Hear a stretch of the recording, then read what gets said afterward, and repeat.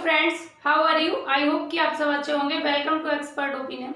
Friends, आज हम discuss करेंगे बहुभाषिकता या फिर कक्षा कक्ष में भाषाई विभिन्नता, यानी कि क्लास के अंदर जब एक शिक्षक पढ़ाते हैं, पढ़ाने जाते हैं, जैसे आपका सिलेक्शन होगा, आप एक टीचर बनेंगे, तो आप क्लास के अंदर जब जाएंगे तो आपको क्लास के अंदर बहुत सारी विविधताएं देखने को मिलेंगी। भाषाई विविधताएं यानी कि कोई बच्चा किसी क्षेत्र से, कोई किसी क्षेत्र से है, और जिस क्षेत्र से बच्चा होगा वो उसकी भाषा होगी, यानी कि मातृभाषा। ठीक है, दो भाषाएं होती हैं, एक मातृभाषा और एक राष्ट्रभाषा।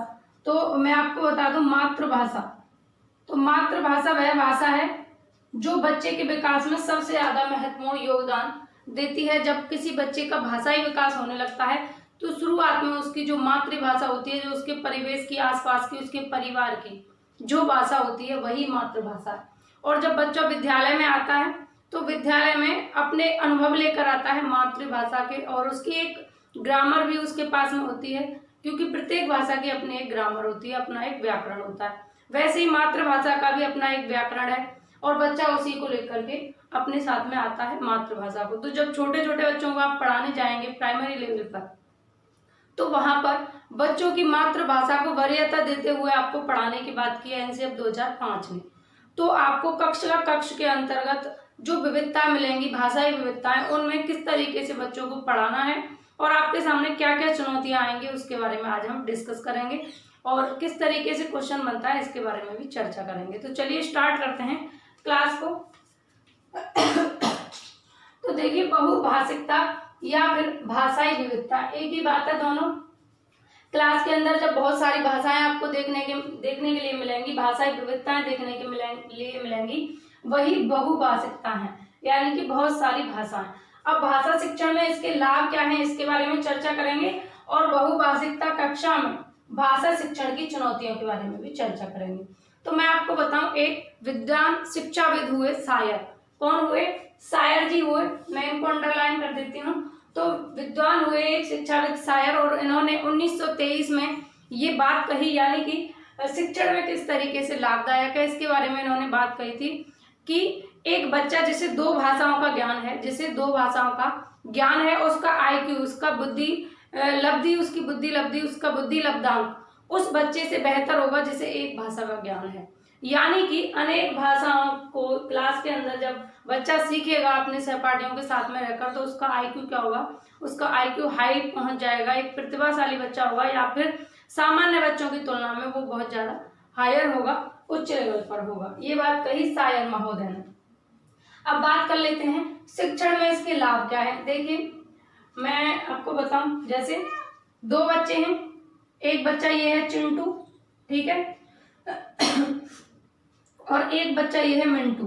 ठीक, तो चिंटू और मिंटू अलग अलग क्षेत्र से हैं। ये बोलता है ब्रज भाषा चिंटू, और ये बोलता है तुम्हारी कोई सी भी लैंग्वेज ले लो, या फिर ये इंग्लिश बोलता है, यहाँ का नहीं है, इंग्लिश बोलता है ये मान लीजिए, और यहाँ पढ़ने के लिए आया है। ठीक है, तो ये बच्चा जो भाषा बोलेगा अपनी ब्रज भाषा, और ये बच्चा जो भाषा बोलेगा अपनी इंग्लिश लैंग्वेज, यानी कि इसकी लैंग्वेज को ये सीखेगा, एक्वायर करेगा, और इसकी लैंग्वेज को ये एक्वायर करेगा। बचपन जो होता है, चाइल्डहुड में बच्चे के पास में LED होता है। क्या होता है? चोम्स्की के अकॉर्डिंग क्या होता है? LED। अब LED क्या है? लैंग्वेज एक्वायर्ड डिवाइस, यानी कि भाषा अधिग्रहण यंत्र कहते हैं इसको, LED को। और इस LED का यूज किसने किया है? इसका यूज किया है चोम्स्की महोदय ने। चोम्स्की ने यह कहा कि बच्चे में जो भाषा अर्जन करने की शक्ति होती है, भाषा अर्जन करने की क्षमता जो होती है, वो जन्मजात होती है। तो जैसे ये बच्चा बोल रहा है ब्रज भाषा, ये इंग्लिश बोल रहा है, या फिर ये बच्चा ब्रज भाषा बोल रहा है, या ये कोई और बोल रहा है, जैसे मान लीजिए पश्चिमी भाषा बोल रहा है, कन्नौजी बोल रहा है, या कोई सी भी लैंग्वेज बोल रहा है, कोई सी भी भाषा बोल रहा है अपने क्षेत्र के अकॉर्डिंग। ठीक है, इसकी जो मातृभाषा है। तो जब क्लास के अंदर अनेक भाषाएं वाले बच्चे आपको देखने को मिलेंगे, तो उन बच्चों से क्या होगा? एक को देखकर दूसरा उसकी क्षेत्रीय भाषा को एक्वायर करने का प्रयास करेगा और एक्वायर कर लेगा, क्योंकि बचपन में जो ये LED होता है, लैंग्वेज एक्वायर्ड डिवाइस, ये बच्चों के अंदर होता है, और ये क्या करता है कि कुछ टाइम इतना तीव्र होता है, इतना फास्ट होता है कि बच्चे को आप कोई सी भी भाषा सिखाना चाहें बहुत जल्दी अचीव कर लेगा। तो मैं आपको एक एग्जाम्पल के थ्रू समझाऊं, जैसे हमारे यहाँ का इंडिया का कोई बच्चा हिंदी बहुत अच्छी बोल लेगा, और अमेरिका का कोई बच्चा या विदेश का फॉरेन का कोई बच्चा होगा वो इंग्लिश बहुत अच्छी बोलेगा, वो थ्रू आउट इंग्लिश बोलेगा बिना रुके हुए। और वैसे ही हमारे यहाँ का इंडिया का बच्चा थ्रू आउट हिंदी बोलेगा बिना रुके, क्योंकि उसका जो परिवेश है, उसकी मातृभाषा का जो प्रभाव है, ठीक है, वो क्या है, उस पर पड़ता है, शुरू में उस पर पड़ता है, और जो भाषा वह अपने आसपास सुनता है, बोली जाती है उसके आसपास, उसी भाषा को एक्वायर कर लेता है। तो कक्ष में या शिक्षण में कैसे लाभदायक होगी, यानी कि एक बच्चा अलग लैंग्वेज बोल रहा है, एक अलग लैंग्वेज बोल रहा है, तो एक दूसरे से जब लैंग्वेज एक्वायर करेंगे बच्चे, तो क्या होगा, उनका आईक्यू लेवल हाई होगा और चीजों को समझने की उनकी समझ भी बढ़ेगी अनेक भाषाओं के माध्यम से। और ये विविधताएं बच्चों में देखने को मिलेंगी आपको जब आप टीचर बन जाएंगे, ठीक है। और कभी भी आपको ये ध्यान रखना है, ये चिंटू और मिंटू हैं, कभी भी आप सीटेट का पेपर देने जा रहे हैं तो आपको एक बात ध्यान रखनी है कि सीटेट के पेपर में बच्चा कौन है। मैं आपको बिल्कुल शुद्ध भाषा में अगर समझाऊं, एक सेकंड, तो मैं आपको जैसे अगर शुद्ध भाषा में समझाने का प्रयास करूं, तो जैसे बच्चा है, ये कौन है, बच्चा। पहली बात तो ये है कि बच्चा केंद्र में होगा। कहाँ होगा बच्चा, केंद्र में होगा। बच्चा शिक्षण का केंद्र बिंदु होगा। एक पॉइंट आपको ये ध्यान रखना है। दूसरा पॉइंट ये ध्यान रखना है कि बच्चा ही कौन है, बच्चा ही भगवान है। आप ऐसा समझेंगे, मैं आपको सरल भाषा में समझाऊं तो सीटेट के पेपर देने के लिए अगर आप जा रहे हैं तो बच्चा है भगवान। तो क्या भगवान कभी गलत करते हैं, भगवान कभी गलत नहीं करते। हम कहते हैं ना, भगवान ने जो भी किया अच्छा किया, यानी कि ईश्वर कभी भी गलत नहीं करते। वैसे ही सीटेट का कहना है कि बच्चा कभी भी गलत नहीं है।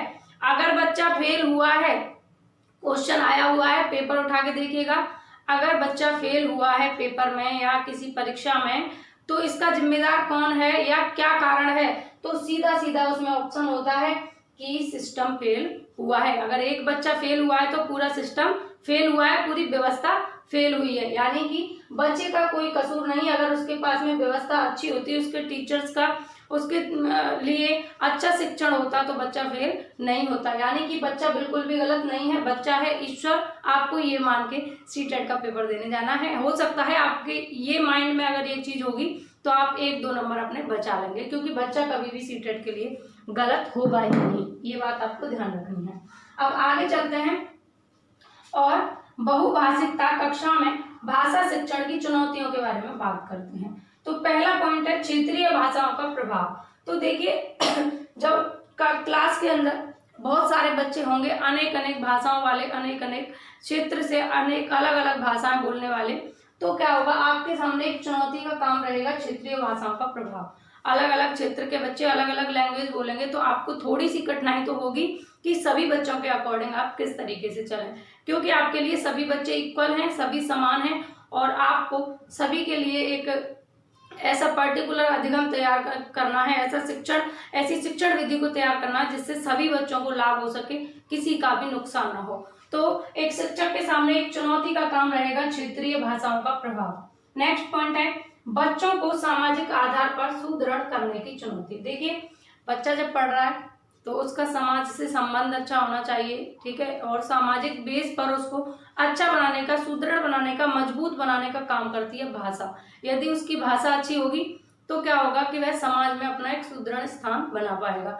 और आपके लिए ये चुनौती होगा क्योंकि अलग अलग क्षेत्रों के बच्चे आपके सामने होंगे, और शिक्षक के सामने ये चुनौती होती है कि बच्चे को सामाजिक आधार पर सुदृढ़ करने कि कैसे किया जाए, यानी कि अलग अलग भाषाओं वाले बच्चों को सामाजिक बेस पर, सोशल बेस पर कैसे सुदृढ़ किया जाए। नेक्स्ट पॉइंट है बच्चों को सांस्कृतिक आधार पर सुदृढ़ करने की चुनौती। यानी कि जब अलग अलग क्षेत्र से होंगे, अलग अलग लैंग्वेज बोलते होंगे, तो फिर जायज सी बात है कि उनकी संस्कृति भी अलग अलग होगी। जैसे अलग अलग धर्मों की संस्कृति आप देख सकते हैं, हिंदू धर्म में अलग है, ईसाई धर्म में अलग है, मुस्लिम धर्म में अलग है, यानी कि सभी धर्मों की संस्कृति अलग अलग होती है। तो जब आपको बच्चों को सांस्कृतिक यानी कि सांस्कृतिक बेस पर संस्कृति उनकी डेवलप करनी है, तो आपके सामने चुनौती होगी सभी अलग अलग संस्कृतियों के लोगों को, सभी अलग अलग संस्कृतियों के बच्चों को आपको एक साथ ऐसे विकास की धारा में लेकर जाना जिससे सभी का पूर्ण रूप से विकास हो सके, पूर्ण रूप से डेवलप हो सके। तो आपके सामने ये चुनौती का काम रहेगा। नेक्स्ट पॉइंट, बच्चों में संप्रेषण कौशल का विकास करने की चुनौती। अब बात आती है संप्रेषण। संप्रेषण, सबसे पहली बात है कि आपको ये पता होना चाहिए कि आखिर संप्रेषण है क्या। संप्रेषण क्या है, ठीक है। संप्रेषण का मतलब है कि आप, जैसे मैं आपसे बातचीत कर रही हूँ, जो अपने विचारों को आपके पास ट्रांसफर कर रही हूँ, आप मेरे पास करें, तो एक दूसरे से जो बातों का, वार्तालापों का या फिर कोई भी संदेश है उसको भेजने का काम और सुनने का काम जो होता है वो संप्रेषण के माध्यम से ही होता है। संप्रेषण मतलब वार्तालाप या बातचीत जो एक दूसरे के साथ में होती है। तो बच्चों में संप्रेषण कौशल का विकास, बच्चों में संप्रेषण कौशल का, एक दूसरे से बात करने का तरीका, एक दूसरे तक अपनी बात पहुंचाने का तरीका, अपने प्रेषण करने का तरीका, यानी कि बातों को करने का तरीका, पहुंचाने का तरीका, इसका अगर आपको विकास करना है तो आपके सामने चुनौती का काम रहेगा। क्योंकि अलग अलग क्षेत्रों से जब बहुभाषिकता क्लास होगी, आपकी विविधताएं होंगी, भाषाई विविधताएं आपकी क्लास के अंदर होंगी, तो आपको संप्रेषण कौशल का विकास करने में थोड़ी सी कठिनाई का सामना करना पड़ेगा। नेक्स्ट है पॉइंट, सुनने, बोलने, पढ़ने और लिखने के कौशलों का विकास करने की चुनौती। तो देखिए, भाषा के मुख्य 4 कौशल होते हैं और इनके ऊपर मैंने वीडियो भी बनाया हुआ है। मोस्ट इंपॉर्टेंट पॉइंट है भाषा कौशल। भाषा कौशल के बारे में स्पेशली वीडियो आपके लिए बना हुआ है और 1 नंबर का हर बार सीटेट यहाँ से पूछता है। तो अगर आपने वीडियो नहीं देखा है भाषा कौशल का तो आप देख लेंगे। तो भाषा कौशलों के विकास करने में किस तरीके से चुनौती का काम करती है बहुभाषिकता या फिर भाषाई विविधता। तो देखिए, जब एक बच्चा अलग क्षेत्र से होगा, दूसरा अलग क्षेत्र से होगा, तो जो आप जिस तरीके से पढ़ाएंगे, हो सकता है एक लैंग्वेज में, जैसे आप पर्टिकुलर हिंदी लैंग्वेज में पढ़ा रहे हैं और एक बच्चा ब्रजभाषा में समझ रहा है, एक बच्चा कन्नौजी में समझ रहा है, एक बच्चा बिहारी लैंग्वेज में समझ रहा है, एक पहाड़ी में समझ रहा है, तो क्या होगा, अलग अलग क्षेत्रों से जो बच्चे होंगे उनके सुनने, बोलने, पढ़ने, लिखने के चारों कौशल प्रभावित होंगे। तो आपके सामने चुनौती रहेगी कि सभी बच्चों का कैसे सुनने का, कैसे बोलने का, कैसे पढ़ने का और कैसे लिखने का, चारों बच्चों का, चारों यानी कि जितने भी आपकी क्लास में विविधता वाले बच्चे हैं उन सभी का इन चारों कौशलों को विकसित करने में आपके सामने चुनौती रहेगी कि किस तरीके से इन चारों कौशलों को विकसित किया जाए। प्रत्येक बच्चे की लैंग्वेज के अकॉर्डिंग, सभी की क्षेत्रीय भाषाओं को आधार बनाते हुए, और आपको वरीयता देनी है प्रत्येक बच्चे को। मान लीजिए कि एक बच्चा बिहारी क्षेत्र, बिहार का है और उसे बिहारी आती है, तो आपको नेग्लेक्ट नहीं करना उसकी मातृभाषा को। यह एनसीएफ 2005 कहता है कि बच्चे की मातृभाषा को ध्यान में रखकर शिक्षण कार्य आपको कराना है। तो अलग अलग क्षेत्र के बच्चे होंगे तो आपके सामने बहुत बड़ा चुनौती का काम ये होने वाला है। नेक्स्ट पॉइंट, संसाधनों के अभाव की चुनौती। अब क्लास के अंदर बहुत सारी विविधताओं वाले बच्चे होंगे, बहुभाषिकता वाले बच्चे होंगे, तो उनकी आवश्यकताओं के अकॉर्डिंग विद्यालय में संसाधनों का भी अभाव रहता है, यानी कि संसाधनों की कमी की वजह से भी आपको चुनौतियों का सामना करना पड़ेगा। नेक्स्ट पॉइंट है उचित तथा योग्य अध्यापकों की कमी। तो देखिए, अलग अलग क्षेत्र की लैंग्वेज के अकॉर्डिंग उचित अध्यापकों की भी कमी है।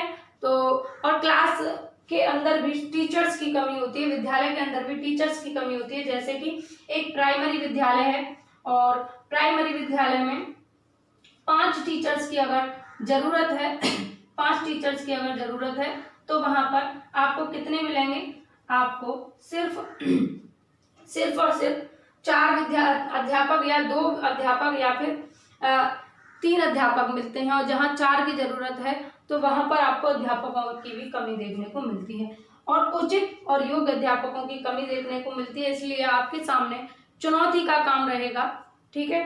तो फ्रेंड्स, ये थी बहुभाषिकता। अब बात कर लेते हैं यहाँ से क्वेश्चन कैसे बनता है।